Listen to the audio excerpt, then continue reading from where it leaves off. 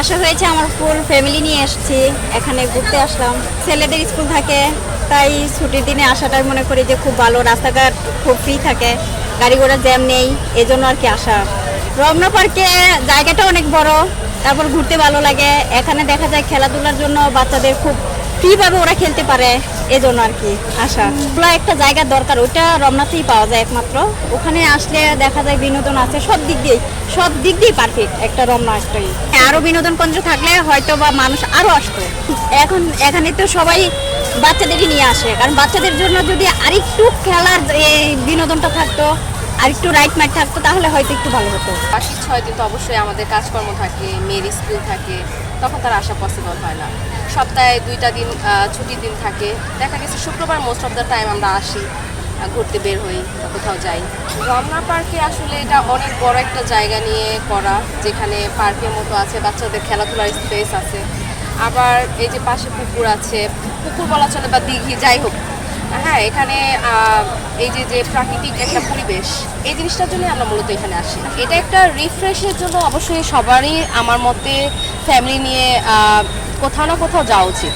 এবার সে যেখানেই যায়, দেখা গেছে সপ্তাহে সারা সপ্তাহ যখন ব্যস্ততা যায়, তখন সপ্তাহে একটা দিন আমরা যখন বাইরে ফ্যামিলি নিয়ে একটা পরিবারকে যখন সময় দেওয়া হয়, আসলে এই জিনিসটা অনেক দরকার। কারণ ফ্যামিলি বন্ড তৈরি হয় এতে।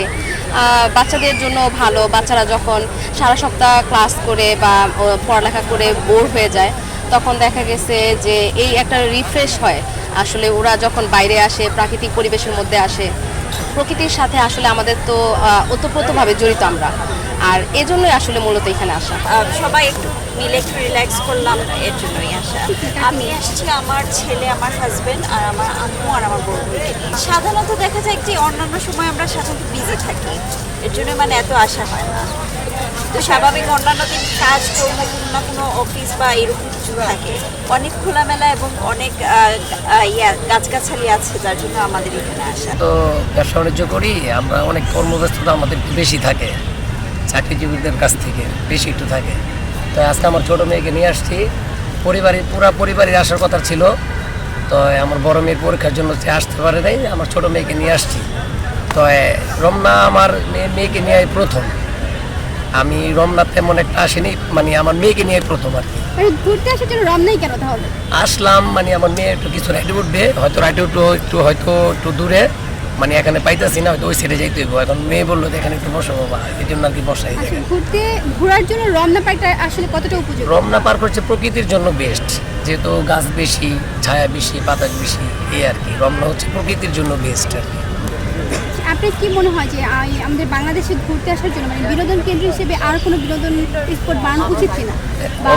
অবশ্যই বাড়ানো উচিত, কারণ মানুষের কর্মব্যস্ততা, শুক্রবার মানুষের সাধারণত ছুটি দিন। এটা মনে করেন এই ঘোরার জন্য তো শুক্রবার ছাড়া আমরা তার কোনো দিন নাই। তাহলে আমাদের যদি আরও কিছু এই বিনোদন কেন্দ্র যদি বেশি থাকে, তো সাধারণত বিনোদন কেন্দ্র এখন অনেক, কিন্তু মধ্যবিত্তদের জন্য বিনোদন কেন্দ্র কিন্তু অতটা নাই।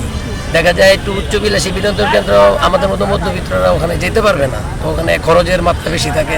তো রমনা পার্ক হচ্ছে মধ্যবিত্তদের জন্য বেস্ট, কিন্তু এখানে যদি আরও কিছু যদি সংযোগ করতো, মানে কিছু রাইড আরও বেশি যদি করতো, মধ্যবিত্ত যারা আমরা বাচ্চা নিয়ে আসি তাদের জন্য একটু উচ্ছল হইতো। কারণ আজকে ঘুরতে এসেছি, আমরা অনেক ভালো লাগতেছে। কার সাথে এসেছো? মা বাবা বোন